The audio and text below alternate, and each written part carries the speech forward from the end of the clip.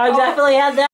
What's up, sports fans? Welcome back to another exciting episode of Sports Jabber with J&J. I'm Jama. I'm Jonathan. We're so happy you're choosing to spend some more time with us as we discuss some of the big topics in the world of sports. In the game plan today, we will talk about Carson Wentz and his performance at the Combine and where he might go in the draft. NBA trade deadline has come and gone. Did anyone make enough moves to compete with the Warriors? NFL players, once again, another offseason, another big batch of legal issues. But we start off today with Barry Bonds. Not too long ago, the Hall of Fame voted. He did not get in once again, which leads to the discussion, is it all because of steroids? Should the steroids thing be kind of, lessened? And more importantly, does he belong in the Hall of Fame? Of course, he says he does. And honestly, he does have the stats to back it up. In my opinion, he belongs in the Hall of Fame, one, because he had great numbers prior to when they believe he started using steroids. Mm-hmm. And two, they say he used steroids which helped him, but how many other people were using steroids at that time? Wire. Well, not only, it wasn't just hitters using steroids, yeah, it was pitchers too. So, Roger. I don't know why they put so much emphasis on the hitters were getting advantage. Well, what about the pitchers? Exactly. Pitchers were using steroids, Roger and he was using juice, wasn't exactly. Yeah, he was. And then Andy Pettit admitted that he did as well. Yeah. So, Barry Bonds, was going against pitchers on steroids. In a way, it was a level playing field. Mm-hmm. If you think about it that way. But just look at some of the stats he had. 298 career batting average, 762 home runs, which is the all-time record, 2,935 hits, 1,996 RBIs, and 514 stolen bases. Stolen bases that mostly came towards the big end of his career, not so much in the latter portion. But 14-time All-Star, 8-time Gold Glove winner, 7-time MVP. Some at 90, 92, 93 before he started, quote-unquote, juicing up. 12 times Silver Slug Award winner. The numbers go on and on and on. To me, he should be in the Hall of Fame. If you want to put a note in there, put an asterisk on the plaque saying possible steroid user, whatever. But you can't have the all-time home run leader not in the Hall of Fame. He does belong in there, in my opinion. Since everyone else was juicing too, you might as well just let him go because it was an equal playing field. Exactly. I feel like he's done enough to make it in. This guy's... He's 0-4 in Hall of Fame balloting with the achievements that he has. He's a 3-time Hank Aaron winner, 14-time All-Star. Those are just little things, and you grasp on the big chunk of his achievements and awards, and like you said, they go on and on and on. To me, I think he's done enough. It's sad that he's 0-4 in balloting. This guy was a finalist to MLB's All-Century team. He was the first in history voted among active players. And, this guy isn't in the Hall of Fame yet? What are they waiting on? I get if, so they think, you took steroids, so we're going to punish you by not getting you in right away. I, get that. If you don't want to put him in the first couple, that's fine. But, to me, it's not only just steroids, since it's the Baseball Writers Association that, votes on it. He, had a reputation of being, kind of a jerk to writers. So this is another thing that the writers had on top of it. They just don't like him. Right. So instead of, just using the just throw the steroids at it. But really it's just them, like, no, we don't like the guy, so we're just going to say, steroids don't like him, he's not getting in. Which, it shouldn't be how it is, but it's the way they have it. Should be different, but, he does, in my opinion, belongs in the Hall of Fame. I think he should get in the Hall of Fame, in my opinion. I think he's done enough. His achievements speak for themselves. Exactly. I think that's the end of the story. Let the man in. Let the man in! Exactly. All right, so moving on to our next topic here, we got NBA trade line, came and went. Not a whole lot happened. There were a lot of rumors leading up to it, but none of which really seem to come to fruition. So, did anyone do enough to possibly unseat the Warriors as the champions? No. Kind of my same thoughts too. If you want to get technical, the Cavaliers got Channing Frye. There's some reports that my Miami Heat are going to sign Joe Johnson, and there's also been some rumors floating around in Mars to Jupiter that Kevin Durant might go to Golden State. That'll be after this season. Right. But the Cavs, traded away Anderson Varejao for Channing Frye. Well, guess who Anderson Varejao went to? Golden State. Golden State, right? Yeah. He's gonna get a ring probably this year. No Exactly. So the person the Cavs traded away ends he up just on went their to biggest, the best team in the NBA. Exactly. So that just helped me more. And Anderson Varejao came out and said that the difference between being on the Warriors and the Cavs is so huge. It's so much. He says it's so much better on the Warriors. Well, they play team ball. They don't just. They have Curry to be a freak and just knock down every shot imaginable like you're playing a video game, but they play very well as a team as well. Exactly, and it isn't just focused like in the Cavs. It's so focused on LeBron. He's right. This team centers around him. Where Golden State, it's kind of Curry, where everything centers around, but it's not doesn't all end all be all with him. You have a bunch of other players on the team that they do play really good team ball. But I mean. Yeah, besides the Cavs, the Thunder, they got Randy Foye from the Nuggets. Like I said, really didn't. Bulls got Justin Holiday for Kirk Heinrich. None of which I really think is much to be able to put any of them in any sort of contention with the Warriors. I mean, so there wasn't a whole lot to happen. There wasn't that big juicy trade that a lot of times. Right, there wasn't that big trade of 3 superstars going to one team to really beef up that one team to make them in contentions. I hate to say it, but I'm still holding on, like I said in the first episode, that the Cavs have a shot to dethrone the Warriors, but... They do have a shot. I don't think it's a very big one. But, after the trade deadline, with what happened, I still think in the West it's going to be the Warriors with... Oh, yeah, the West is going through Golden State, the for Spurs, sure. Will nip at their heels. They'll, give them a challenge. The Spurs are 48-11 or something crazy like that. 48-8. Yeah, so in a normal year, we'd be talking about how they're going to run away with everything, but it's just Golden State is just ridiculous. Exactly. I mean, so it's going to be the Spurs and the Warriors, which I still believe the Warriors are going to come out on top, and then the East, I still don't really see many other teams probably be the challenging Cavs the in Toronto or something. Yeah, and I still think there's a pretty big drop off from the Cavs and where the next team is. Yeah.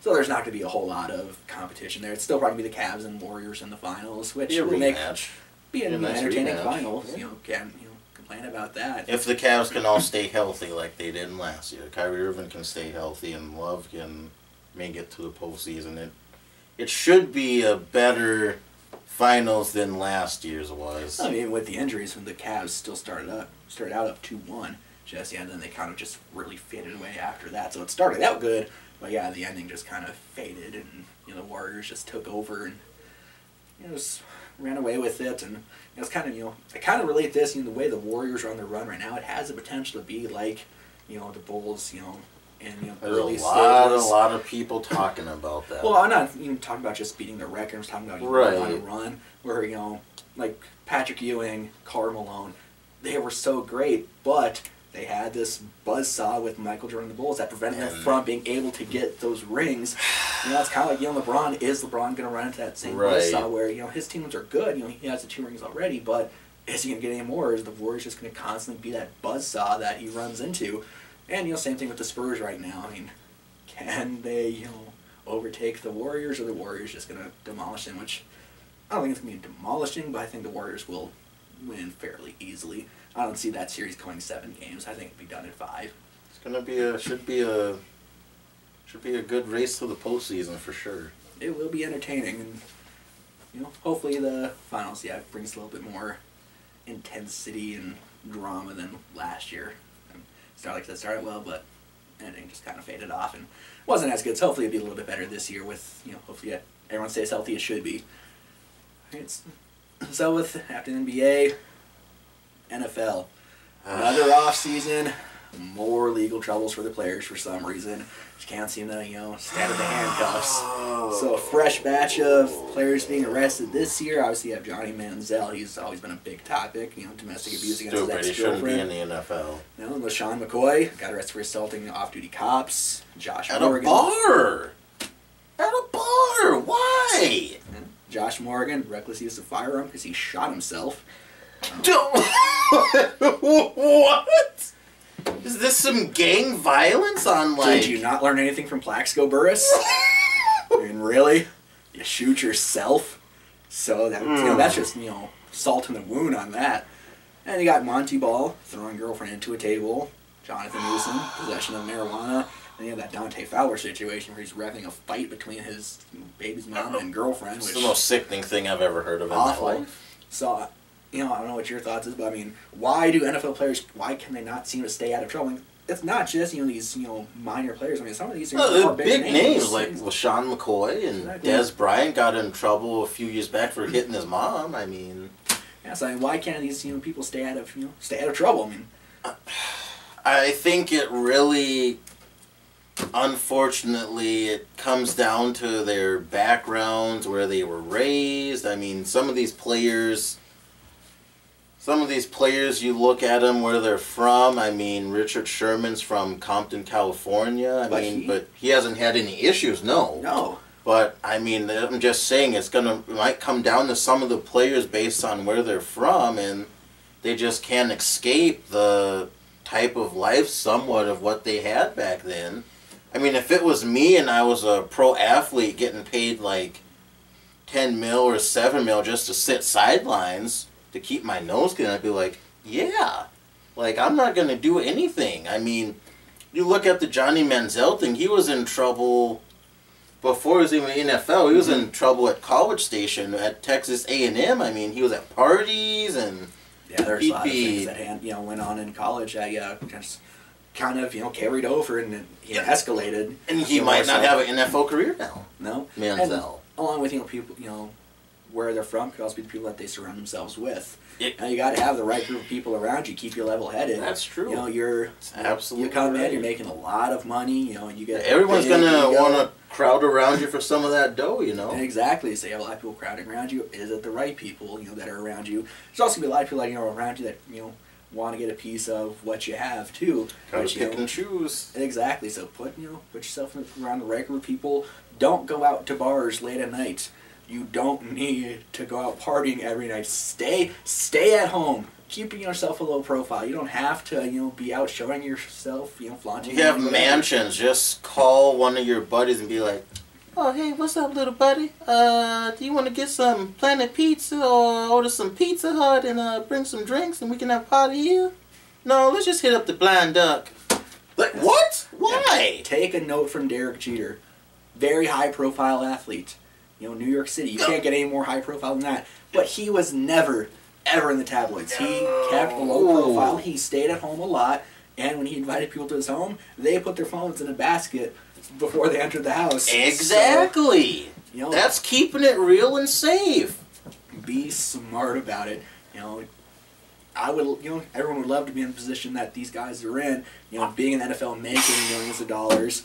You just got to be smarter about it because, look at Johnny Manziel. He could potentially just ruin his NFL career because of the stupidity of all this stuff. I would be shocked if somebody picks up Manziel. I will be highly surprised if someone gives him a shot. Well, like his dad said, he needs a year away from football. Otherwise, if he goes, he's going to screw up his life. Yeah, his dad said he's going to kill himself. So he's not going to live to see himself get old. Exactly. Yeah, be smart about it. Don't shoot yourself, Josh Morgan. Come on, really. Not only are you getting in trouble, but then you're shooting yourself anyways. You're injuring yourself. What team is going to want you on theirs? 49ers, by the way, is the team he plays for. So, come on, that's just that's not smart. Plaxico Burress, learn from him. Learn people's mistakes. Still stabbing at the Niners. Well, that's who he played for. Can't deny that. That's just a fact. Yeah, I don't remember that guy, so I'm not even worried about it. Well, yeah, because he's probably not going to be on the 49ers anymore. They're probably going to release him. I'm sure he'll probably be kicked to the dust. So, learn from people's mistakes. Go to these people coming in, on the combine. Yeah, go get with a veteran. Exactly. Get with a veteran. Don't get with a player that's been in the league 5 or 6 years. Get with a 10, 11th year player that knows the area, that's going to keep your nose clean. I think that's such a issue that the young players nowadays make the mistake of. They think, oh, I'm this high-priced athlete, I'm 2 years in the league, and I make like $2 or $5 million. I'm going to do whatever the heck I want. Well, it doesn't work like that in the real world. Exactly. Like, get yourself around some veterans. You said, surround yourself around good people that are going to show you the ropes. So, yeah, people in the combine take notes.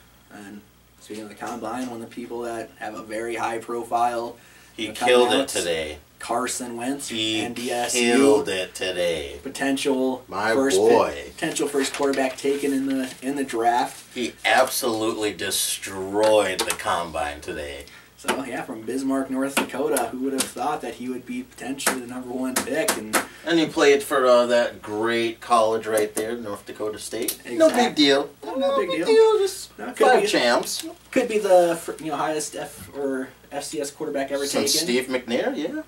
So then with Carson Wentz being FCS, there is that stigma. The FCS, he can't be that good. He never played for the quote unquote big schools. But here's some names to just consider. Phil Simms, pretty good. Terry Bradshaw, 4-time Super Bowl winner. Steelers guy, right? Yeah. Joe Flacco, Super Bowl, Ravens. Exactly. Stud. I don't really necessarily like the guy, but Tony Romo. Tony Turnover. Yeah, I mean that one might not be the best example, but the other ones, yeah. Tony Turnover, Apple Turnovers. The other ones are. They got him an Apple Turnover. It's on Facebook. Look it up. Awesome. Got his face on the box. Other ones, other ones are good. You don't have to come from these high-profile schools to be a good player. I mean, he's big guy. 6'5", 6'6", 235 pounds. Has a big arm. Boy. Mobile. And he has played in big games. 2 championships. 2 championships, including the first one he won at the last play of the game on a quarterback sneak. Exactly. And no big deal. That's one they just demolished. Yeah, they killed Jacksonville State. I wasn't even close. But Carson Wentz, he's projected, right now number 2 to Cleveland, which, for his sake, I really hope he doesn't go there. That's the place where quarterbacks die. Please, Browns, pick someone else. Let's get him to a better team. But that's going to be a rough one. And I don't. I'm not a Cowboys fan. But Cowboys would be a good place for Carson Wentz to go. It would. It would be a great place. Sit behind Tony Romo for a few years. You'll probably get the chance to play because Tony Romo's probably going to get hurt. He's been hurt his past 2 seasons, and he said today he's getting a CT scan to get a plate in his collarbone to strengthen it.